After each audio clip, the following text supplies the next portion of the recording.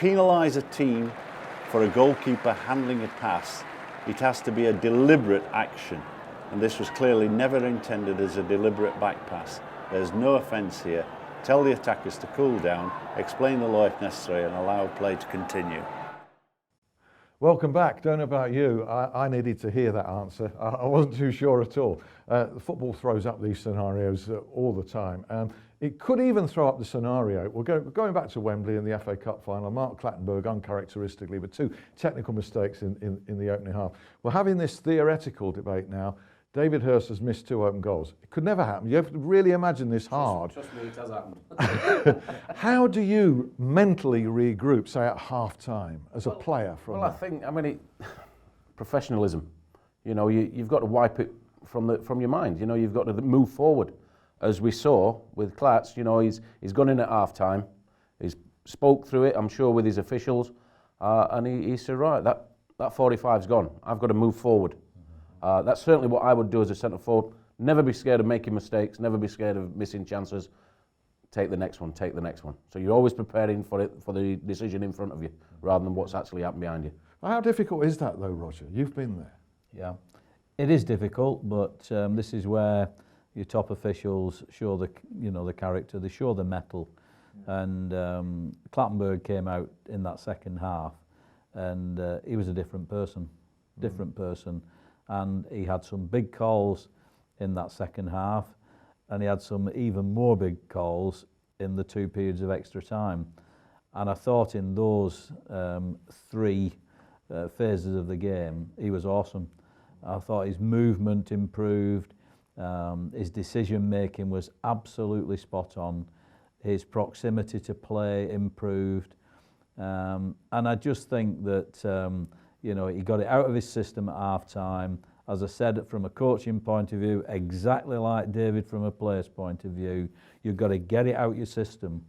And the sooner you do that, clearly, the results will come. It's a little bit like, you know, as a player waiting for the game to start, you've played the game a little bit in your mind. Yeah. Going to make this run, going to, you know, get on the end of that cross, whatever.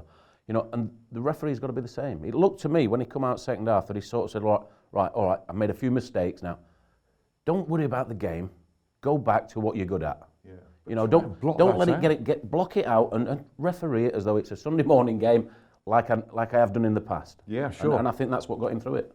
Roger knows Mark Clattenburg, and you'd spotted signs with the coverage. You know, we saw his face on TV quite a lot, walking on the pitch. Yeah. You'd seen alarming signs in body language, for instance, and behaviour. I wouldn't say alarming, but there were things about his body language early in the game. You know, he was fidgety, and he didn't come across with the same air of confidence that I know, you know, he's about. Apart from this joke with Sir Alex Ferguson, I mean, a lot of nonsense. Surely he's spoken about that. He happened to be captured sharing a joke with a manager. Absolutely. So what? Would he not have done the same with Alan Pardew? Not captured by the council? Absolutely definite. You know, behind the scenes, everybody wants to get on with the game. So you have a laugh and a joke, you've got certain things to do, and you, like the players, you want to get out on that pitch and get started. So, you know, if you can break that ice with a few jokes, I'm sure it went on right the way up the tunnel with the players as well. It's just that we didn't see it. I had to see that, so what, yeah? I would say, you know, the start of the conversation would have come from Sir Alex, Stevie Coppell, Alan Pardew. Yeah. The referee doesn't always make the first move. No. Each manager, you're trying to get an edge. Back to the penalty thing. You're trying to get an edge. Now, if you can get a little giggle with the referee, you know, put a little bit of something in his mind, he might give you that decision. Well, we know Fergie's a past master of that. He's no longer manager, but we're talking about human beings here, aren't we? I mean, basically, that's all it is. Yeah. So, and referees. And that's a classic. That is a classic. Well done, David. You've not lost it. You converted there. That's a definite goal. Whipped into the bottom corner. On to the Champions League final, very briefly, because I think I know the answer to this from Roger. Atletico Madrid against Real Madrid. Mark Clattenburg in charge. What do you expect? I expect him to be back to his normal self. I think this week his preparation will be just the same as it always has been. It'll be focused, you know, on Saturday night, and I expect him to go to, it's the San Siro, isn't it? and I expect him to have an exceptionally tough game, but I think he and his colleagues will come through it. Okay. I'm confident of that. Now then, that's a pressure situation. So is playing at Wembley. And of course, playing at Wembley in a playoff final, it's got to be perhaps the most pressurised game of the season. The Championship playoff final and all the riches, up something approaching £200 million at stake here. Sheffield Wednesday versus Hull City. First of all, Bobby Madley's in charge. From a playing perspective, how do you see this game, Hirsty? I expect a tough, hard-fought battle between two good, talented sides. You know, I think it's difficult to pick a winner out of the two, to be honest. I've heard it over Hull of favourites, Wednesday, you know, second favourite.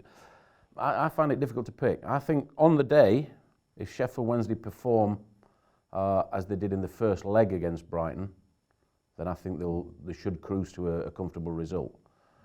We know what happened when Hull and Derby came out at them. But it's a big old pitch as Wembley, and it suits a footballing side. And I think Wednesday have got the edge on the footballing side. Yeah. I think Hull had a little bit more route one, if you like, certainly with the wingers. But it does make for a very interesting competition, and nerves have come into it as well. But Wednesday's big match players have come to the party with every big match, near enough, haven't they? They have, but this will be the biggest game that some of them have played in their lives, and probably, unfortunately for some of them, the biggest game they'll ever play in. You know, £200 million football match. It's a huge game for them on Saturday. But hopefully the nerves go to one side after the first couple of minutes, and we get an exciting game. As we've seen with Mark Clattenburg, it can affect the most accomplished performers, players and referees. The appointment of Bobby Madley, he's only 30. It's got to be the biggest game of his career, isn't it? Near enough? It probably is, but I think we've said on this programme, Bobby Madley is improving game by game, and he's certainly one for the future. There's no two ways about that. I think he's listened to some of the advice that people in these chairs have been giving him. He obviously is looking in on the programme, and he's listening. And I've seen, you know, an improvement in him this season. I worked with him when he was on the conference, and I always thought that Bobby would get there in the same way as I think his brother will as well, who's now got on to the elite group too. 95 yellows in 34 games. That's not out of the way. Sounds a lot. No, it's less than 3 a game. No. 6 reds over the course of a season. Taylor and Dean, you know, might have been more logical candidates for a game like this. What do you think? Yeah, but I think Taylor and Dean, they've been there. They've done these games. And at some stage, the Bobby Madleys of this world have got to be given a chance. Nodding from David. That's a point of your hobby horse of yours. Definitely, yeah, definitely. I think when you've got young referees coming through, you've got to give them this. We talk about Clattenburg, one of the most experienced we've got and the best we've got. You know, he proved it on Saturday when he pulled it round. Yeah. He's got the Champions League. Now we've got these younger referees coming through. You've got to give them the big games. You've got to test them, you know, and see how they handle it. And I'm sure he'll do a great job. There's a Football League referee at the Plymouth AFC Wimbledon League 2 playoff final. That's Ian Williamson. As we talk here, we're not aware of the appointment as yet, not announced, of Barnsley versus Millwall. Good luck to all the teams involved in the playoffs this weekend. Let's hope it's a really memorable 3 days at Wembley. As it was actually a very memorable 2 days. Goodness me, this final between Sheffield Wednesday and Arsenal went on and on, didn't it, Roger? Absolutely, yeah. Longest ever recorded, because there was the replay, and there was extra time in the replay as well. So that's a statistic that will not be broken now, because there's a result on the day. The second game is in history because it was the lowest crowd. Right. It's also in history because there was a delayed kick-off, and that in those 2 games there were only 2 substitutes. Right, and he stayed on the field, didn't he? Absolutely. And the other piece of history is the fact that we played him in the League Cup and got beat both times. Correct. So I've just about got over that, but it's nice of you to bring it back up, to be honest. My psychiatrist will be delighted with that one. Yeah, they played each other 4 times that season. Yeah.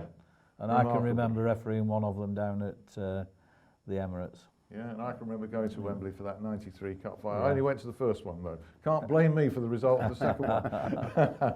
Thanks ever so much for your company. Thanks to Roger. Thanks to David. And we'll see you again for the Ref Show next week. Lots to talk about then as well. See you. Bye.